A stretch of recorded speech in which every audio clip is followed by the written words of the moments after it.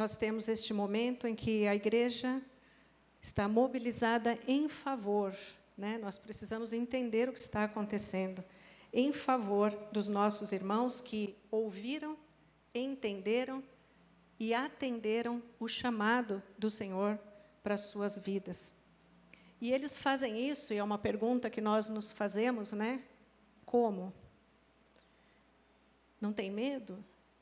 Sabendo que estão indo para o lugar onde podem ser massacrados, né? Podem ser mortos, podem ser queimados vivos, como acontecia com a igreja nos primeiros tempos. Mas eles vão na confiança do Senhor. Confiança em que o Senhor está com eles.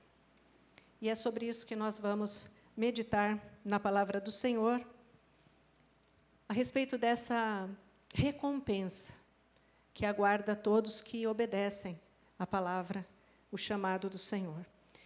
E aí nós vamos para o livro de Apocalipse. Você pode abrir Apocalipse no capítulo 1. O livro foi escrito pelo apóstolo João. Então, preste atenção nestes detalhes da história. João estava numa ilha prisão. Ele foi exilado, ele foi mandado para este lugar, uma ilha, como nós tivemos num tempo mais recente da história, a ilha de Alcatraz. Se você não assistiu o filme com Sean Connery, você pode ver, é muito bom. Mas foi filmado nesta ilha, que hoje é um ponto turístico. Mas as pessoas eram isoladas nesta ilha, e a ilha de Patmos era uma ilha prisão. E por que João foi enviado para lá? Para que ele se calasse, para que ele parasse de falar neste Jesus, ele deixasse de falar da proclamação do Evangelho, da salvação que só há em Cristo Jesus. Mas o que acontece é que o homem não pode calar a voz de Deus. Amém? Não pode calar a voz de Deus. Então, ele foi levado para este lugar, mas ali ele recebe tudo que está escrito aqui no livro de Apocalipse. E no versículo 1 do capítulo 1, tem a explicação de como ele recebeu tudo isso que está escrito aqui. E o que diz é a revelação de Deus, que Deus deu a Jesus, e Jesus comunicou a João através do seu anjo. É a simplificação do que está escrito aí. Então, revelação que Deus deu a Jesus e que Jesus comunicou a João através do seu anjo. Assim, ele recebeu, estando nesta ilha prisão, esta missão. Ele continuou um missionário, ele continuou falando, a sua voz continuou a ser ouvida e o evangelho continuou a ser pregado, chegando até nós, nos dias de hoje. As cartas foram escritas às igrejas. 7 igrejas receberam as cartas e são representação da igreja em todo o tempo e da nossa igreja nos dias de hoje. As coisas não mudaram neste aspecto da história. Então, nós recebemos a palavra de Deus através daquilo que João escreveu, estando numa ilha, como prisioneiro, mas a sua voz não foi calada. E a carta que nós vamos ler está no capítulo 2. Foi a carta escrita à igreja, a partir do verso 8, da igreja que está em Esmirna.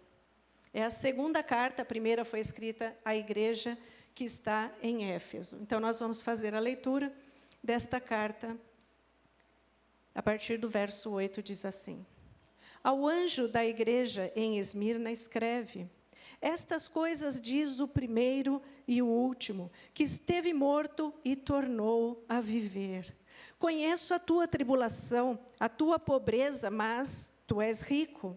E a blasfêmia dos que a si mesmos se declaram judeus e não são, sendo antes sinagoga de Satanás. Não temas as coisas que tens que sofrer. Eis que o diabo está para lançar em prisão alguns dentre vós, para ser dispostos à prova, e tereis tribulação de 10 dias. Sê fiel até a morte, e dar-te-ei a coroa da vida. Quem tem ouvidos, ouça o que o Espírito diz às igrejas. O vencedor, de modo nenhum, sofrerá dano da segunda morte. Amém? Senhor, nós te agradecemos por este momento em que a tua palavra está sendo lida. Fala ao nosso coração e nos ensina, porque do Senhor vem o ensino para a vida e é isso que nós desejamos. E já te agradecemos em nome de Jesus. Amém. Então, Esmirna, a segunda igreja a receber esta carta, tem este nome que significa aroma agradável. É isso que significa Esmirna. Hoje é uma cidade turística, é a terceira maior cidade da Turquia, mas quando recebeu esta carta, era uma igreja que estava passando por grande tribulação, por perseguição. Os cristãos estavam sendo queimados vivos pelo Império Romano, porque Esmirna pertencia ao Império Romano. Um tempo de grande tribulação. O Império estava sendo comandado pelo imperador Domiciano. Ele era extremamente autoritário, violento, opressor. Ele conquistou muitas coisas, mas através da violência. E ele exigia do povo, e isso incluía os cristãos, a fidelidade e a adoração a ele.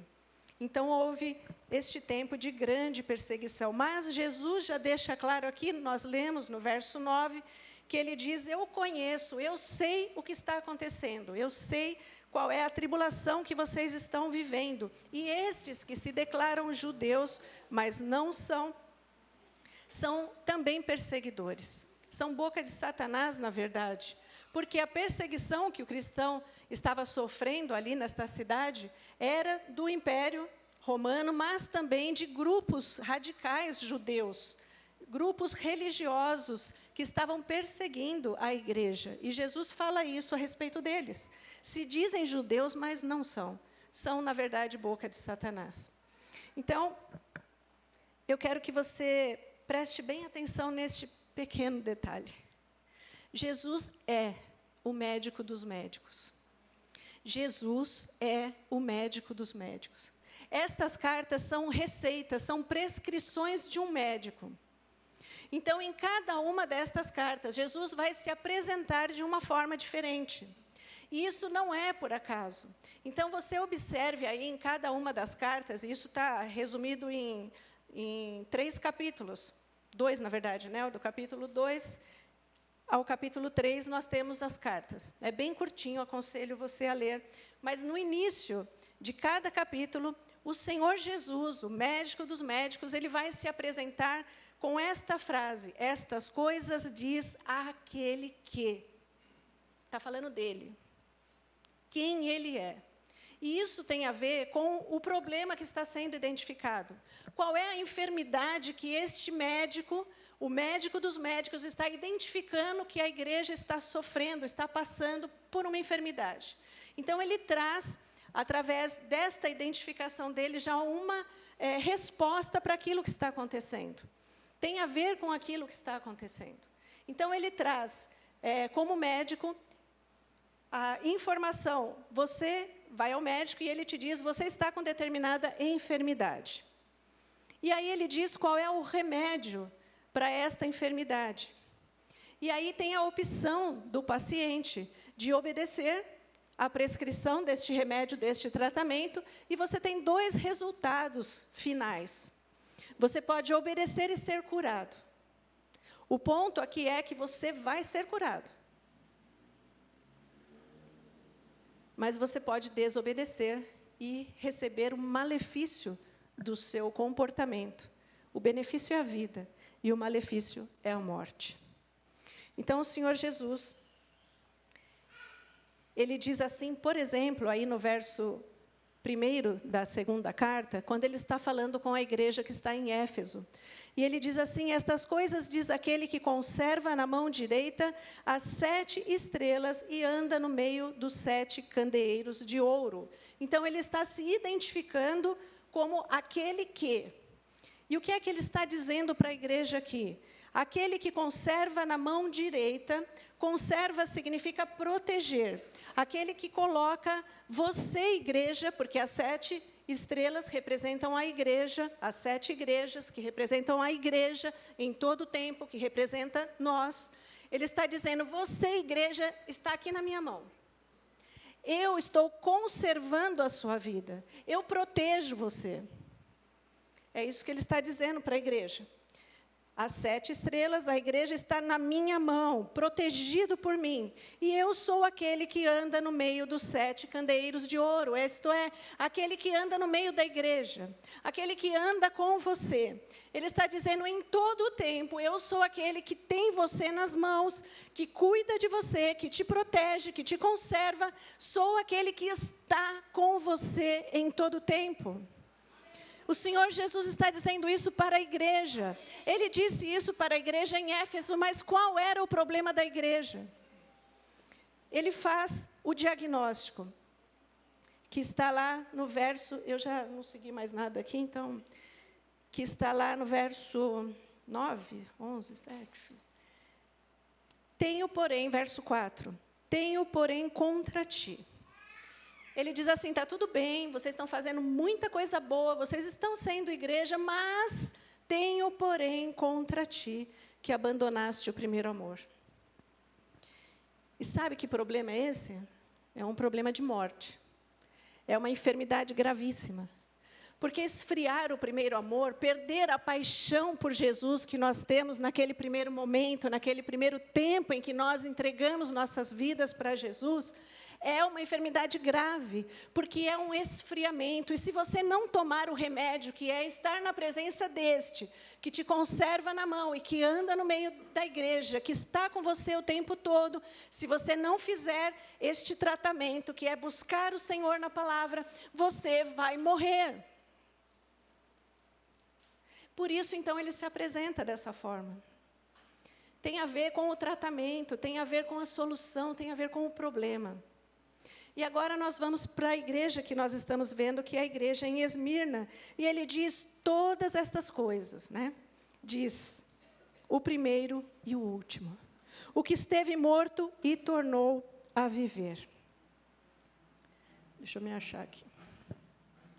Que esteve morto e voltou a viver. Existe uma questão aqui. As 7 igrejas receberam as cartas.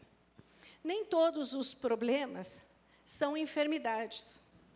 Isto é, nem todos os problemas que a igreja enfrenta são consequência da sua atitude. É isso que a gente vê com os nossos irmãos que servem a Deus, que estão obedecendo, que estão seguindo à risca, mas estão sofrendo. Então, existem problemas de enfermidade por causa do comportamento, da atitude, da desobediência da igreja. E existem problemas que não são enfermidades, mas que são problemas naturais, consequentes de ser igreja. A perseguição, a tribulação, são consequências de sermos igreja. Então, existem 2 destas 7 igrejas que receberam as cartas, que não têm uma enfermidade. Não existe uma palavra de acusação contra elas. Porque ele disse, tenho, porém, contra ti, para a igreja de Éfeso. E para 5 igrejas ele traz esta palavra. Mas para a igreja de Esmirna e para a igreja de Filadélfia, a palavra é de consolo. É de esperança. É de sustento para aquilo que eles estão vivendo. Então, ele diz, no verso 9, eu sei o que está acontecendo. Eu sei o que vocês estão vivendo. Vocês estão passando por tribulação, vocês estão passando por perseguição, porque vocês são igreja, que ouvem, que atendem a minha voz e obedecem. Então, eu sei o que está acontecendo. E aí, no verso 10, ele diz assim, não temas. É meio louco esse negócio, né? De ser igreja, de servir a este Deus. Não temas. Não temas as coisas que tens que sofrer. Eles já estavam passando por tribulação, por perseguição. Eles estavam sendo mortos, assassinados, sendo queimados vivos por Roma. Estavam sofrendo blasfêmias, estavam sendo acusados por judeus, que se diziam judeus, seguidores de Deus, mas que não eram. E aí ele diz assim, não temas, Não isso aí que você está passando. Não temas o que ainda você vai sofrer. Eis que o diabo está para lançar em prisão alguns de vós, para ser dispostos à prova, e tereis tribulação, mais tribulação, de 10 dias. Essa expressão de 10 dias significa que é por um breve tempo. Só que esse negócio de tempo para Deus é meio complicado, né? Um dia é igual a 1000 anos, 1000 anos é igual a um dia. Mas é por um breve tempo. Mas tem um detalhe. É por breve tempo, mas sem garantia de que você vai sobreviver. É assim que os nossos irmãos vão para o campo. É assim que alguns entre nós vão. Porque o chamado, gente, ou você ouve o chamado e obedece, ou você vai parar na barriga do peixe, ficar na escuridão, como Jonas, até aprender, ou morrer lá e ficar na escuridão. Atender o chamado é uma escolha, mas é uma escolha de não obedecer e ir ou ficar, é uma escolha de vida ou de morte. Esmirna recebe o nome de agradável. Era agradável porque obedecia. Não tem uma descrição contra a igreja. Mas que difícil esta palavra. Não temas as coisas que tens que sofrer. E ainda te dá uma ordem. Ser fiel até a morte. Ser fiel até a morte. Porque há uma recompensa. Pelo nosso natural, a gente não vai entender isso. Eu vou lá para obedecer, para fazer o que é certo, a obedecer a este Deus que é poderoso, que é majestoso, que é grandioso, que sabe o que faz, que tem poder para ressuscitar os mortos, para curar enfermidades terminais, para fazer acontecer o que for, para fazer surgir do nada alguma coisa. Ninguém tem esse poder. Ninguém pode fazer essas coisas. Quem faz do nada alguma coisa? Mas Deus fez. Do nada Ele criou o universo, do nada Ele criou a terra e Ele criou eu e você. Este Deus tão poderoso, tão maravilhoso, então eu sigo, eu decido obedecer e eu vou para o campo missionário e vou para esses lugares onde pessoas estão sendo sequestradas, mortas, assassinadas, estupradas e violentadas e algumas, e a grande maioria, sem conhecer Jesus. Sem saber para onde estão indo. Mas nós sabemos para onde estão indo. Para o inferno. Para a escuridão eterna. Então, depende de nós ouvirmos esta voz, entendermos que esta confiança precisa estar em Jesus. Como é que Ele faz isso? Fala isso para a igreja. Ele se apresentou. O que é que Ele disse aqui? Estas coisas diz o primeiro e o último. Aquele que era, que é e que sempre há de ser. Aquele que é infinito, aquele que é eterno, aquele que estava antes da criação de todas as coisas, e por meio dele, disse o próprio João, o apóstolo, e por meio dele foram criadas todas as coisas. Ele era, e Ele é, e Ele está aqui no meio da igreja, como Ele diz, a sua vida está na mão dEle, está sendo conservada, você só está vivo porque Ele está conservando a sua vida, porque Ele está te protegendo, porque muitos se foram, alguns se foram e descansaram no Senhor, e outros se foram para a morte eterna. O último, o primeiro e o último, porque Ele era, porque Ele é, e porque Ele sempre será Deus. Aquele que esteve morto e tornou a viver. É por um breve tempo a tribulação. É bem provável que você vai sofrer bastante. É bem provável que você vai morrer. Mas Ele traz uma garantia para você. Que Ele venceu a morte. Todos vamos morrer. Ninguém fica aqui para semente. Eu não entendo essa expressão, porque se fica para semente, morreu, né? Virou semente, eu não consigo entender isso, mas Entendeu, né? Ninguém vai ficar aqui eternamente. Todos vamos morrer. Mas ele diz que ele morreu. Ele esteve morto, mas ele tornou a viver. Ele ressuscitou. Ele venceu a morte. Ele está dizendo, comigo você não vai morrer. Ele diz aqui no final, e aí já fui para o final, mas tudo bem. No verso 11, quem tem ouvidos, ouçam o que o Espírito diz à igreja. Põe a mão assim, ó. Quem tem ouvidos, ouça o que o Espírito diz à igreja. E ele diz, o vencedor, aquele que ouvir, aquele que obedecer, aquele que for fiel até o fim, o vencedor de modo nenhum sofrerá o dano da segunda morte.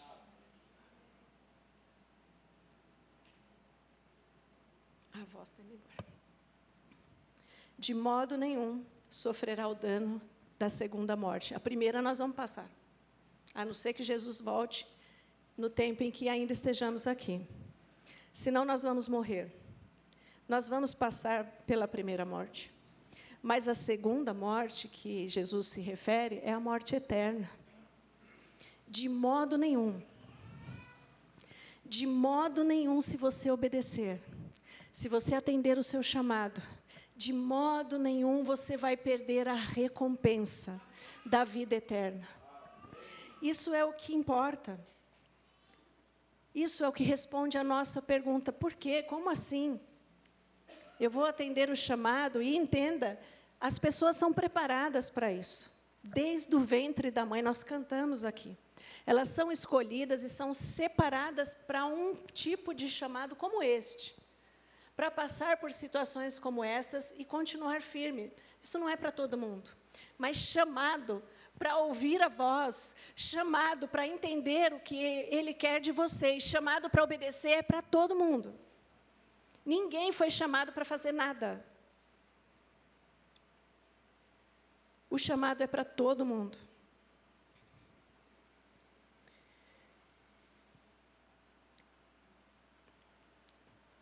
E eu quero fazer a leitura da explicação que Jesus dá para isso, que está em Mateus 10, no verso 28. O Senhor Jesus disse aqui no livro de Apocalipse, não temas, porque vem mais sofrimento pela frente. E lá ele já tinha dito, em Mateus 10, 28, não temas os que podem matar o corpo, e não podem matar a alma. Temam antes aquele que pode fazer perecer no inferno tanto a alma quanto o corpo. A gente precisa entender essas coisas. Mas a gente só entende pela graça de Deus, pela ação do Espírito Santo na nossa vida, na nossa mente, porque senão é difícil, né? Mas tudo na nossa vida depende da confiança. E a gente só confia em quem a gente conhece. Então, se você não conhece o suficiente, se a sua fé, se a sua confiança está meio fraca, mergulhe na palavra de Deus. Aprenda mais sobre o que Ele quer, sobre o que Ele não quer, sobre quem Ele é. Veja como Ele se apresenta para as igrejas, as 7 igrejas. Veja quais são as enfermidades que a igreja apresenta, qual é o diagnóstico, qual é a receita de Jesus, que Ele vai dar através do nome dEle, da descrição que Ele traz no texto, e qual é a recompensa final, porque há recompensa. Não temam estas pessoas, eles não sabem quem são, não sabem o que estão fazendo. Jesus disse isso na cruz, perdoa porque eles não sabem o que fazem. Não temam isso. Temam antes perder a sua salvação.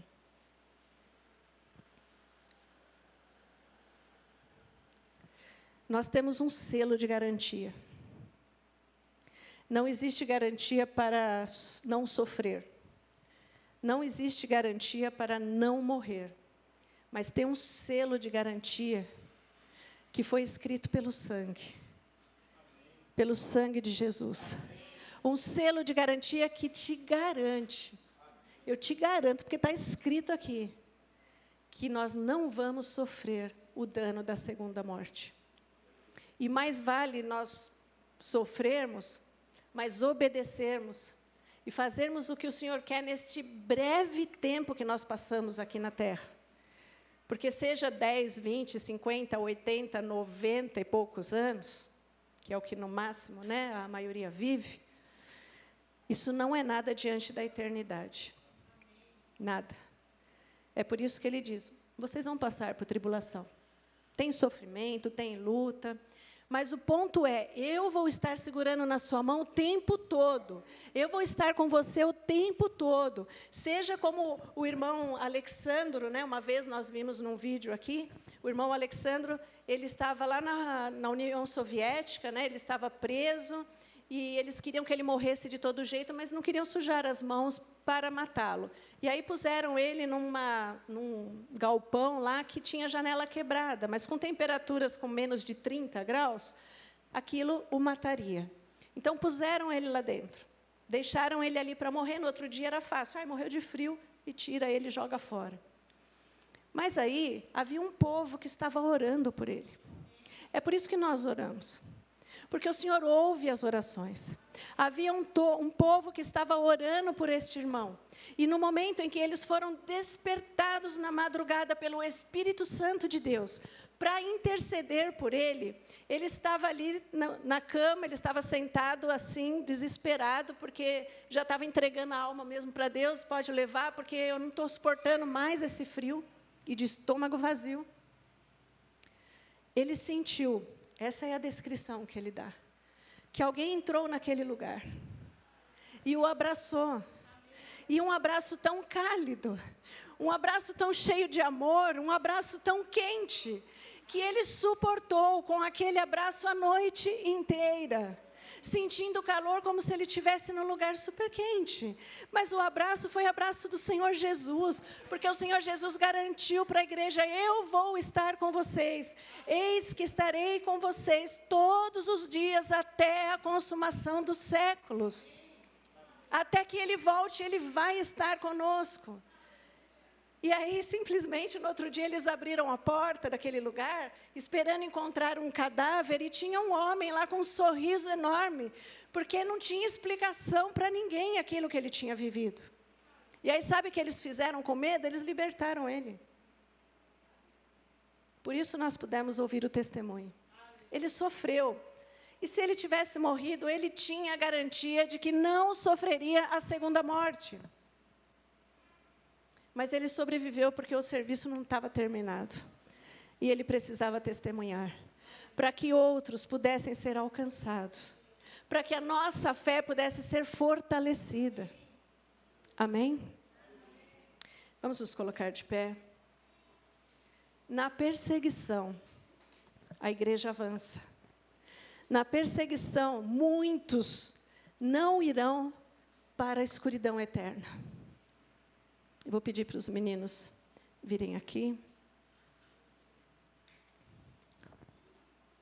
São mais de 50 países onde mais de 360 milhões de cristãos são perseguidos. Mas a promessa é essa: o inferno não prevalecerá contra a igreja. Não prevalecerá. E eu sei que você tem um chamado. Eu não sei qual é, porque isso é entre você e Deus. Se você já sabe qual é o chamado, ou se você quer aproveitar esse momento para vir ao altar e falar com o Senhor, os pastores vão orar, vão interceder, para que você ouça a voz do Senhor, para que você confie, para que você se entregue, para que você atenda o seu chamado. Porque eu vou te falar que o liquidificador que não liquidifica, a gente joga fora. Se você não está sendo funcional para aquilo que foi chamado, por mais que você encontre momentos agradáveis na sua vida não tem valor. Você não vai sentir isso. Tem valor para Deus, mas você não vai sentir. Você não vai ser feliz, porque não vai ser completo. convite para você é para que você venha ao altar do Senhor. Pergunte para Ele qual é o seu chamado, ou por que você está relutante em atender o seu chamado. Nós vamos louvar daqui a pouquinho, porque eu quero fazer uma leitura. Feche os teus olhos. Isso, na verdade, é uma transcrição, uma adaptação dos textos bíblicos, é um louvor, mas diz assim: os que andavam desgarrados como ovelhas, os que viviam encarcerados em prisões, os que choravam e não tinham consolo, os cansados viram a grande luz. Onde está, ó morte, a sua vitória? Meu Senhor ressuscitou. Apanhou as chaves da morte e do inferno. O meu Senhor ressuscitou. Onde está, ó morte, a sua vitória? O meu Senhor ressuscitou. E o seu nome é Jesus. O altar está aberto. Não temas o que há de vir.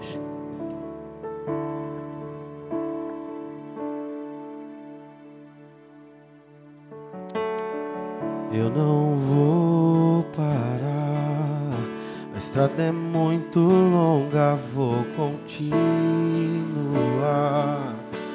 Mesmo em meio às lutas, eu não estou só, te sinto aqui. A vida é mesmo assim, tantas aflições eu tenho que enfrentar. Mas o Senhor está sempre a me proteger, sinto aqui. Quando o vento sopra contra mim, os problemas tentam me abater, eu me lembro que eu sou quem enviou. Tenho um chamado,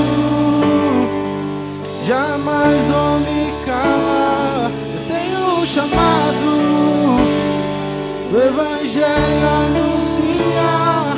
Eu fui escolhido no ventre da minha mãe. Eu sei que Deus não abre mão de mim,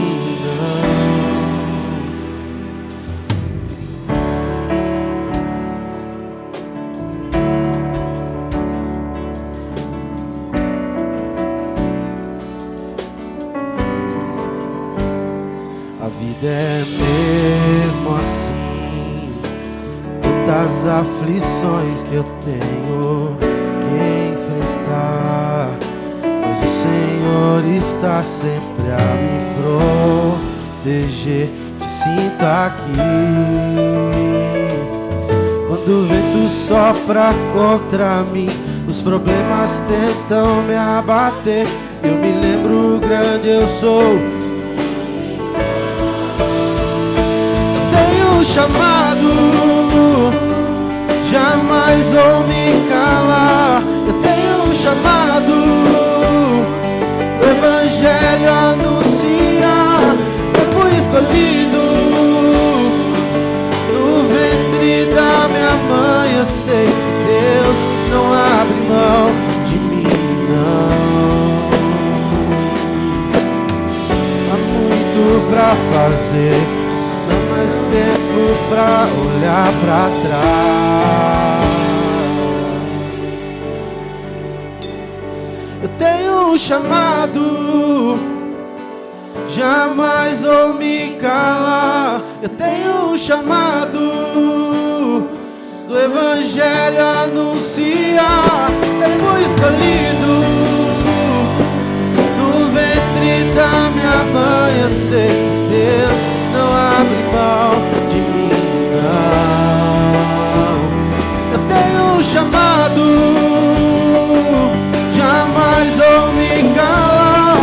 Eu tenho um chamado, o Evangelho anunciar. Eu sou escolhido no ventre da minha mãe. Eu sei que Deus não abre mão de mim.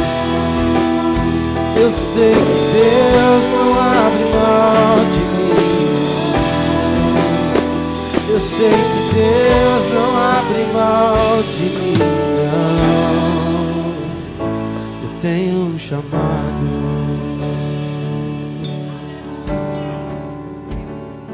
Tenho um chamado.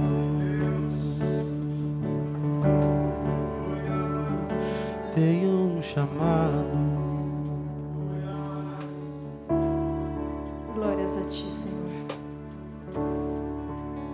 Você foi escolhido. Você tem um chamado. Eu não sei se 1, 10 ou milhares de vidas depende da sua vida para sair da escuridão. Mas você foi chamado para proclamar o Evangelho de Cristo. Estenda as suas mãos. Senhor, nós te agradecemos por este tempo, por tudo que fizemos aqui, Senhor, e tudo nós entregamos a Ti.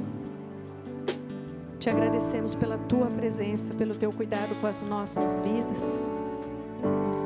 Que cada um, Senhor, que desejou mais entender, conhecer e obedecer o Seu chamado, que o Senhor possa ajudar, Senhor, favorecer a vida de cada um deles. Que a graça do Senhor Jesus Cristo e que o amor de Deus, o nosso Pai, e a comunhão do Espírito Santo seja sobre a sua vida hoje e para todo sempre. Amém, amém e amém. Aplauda o Senhor.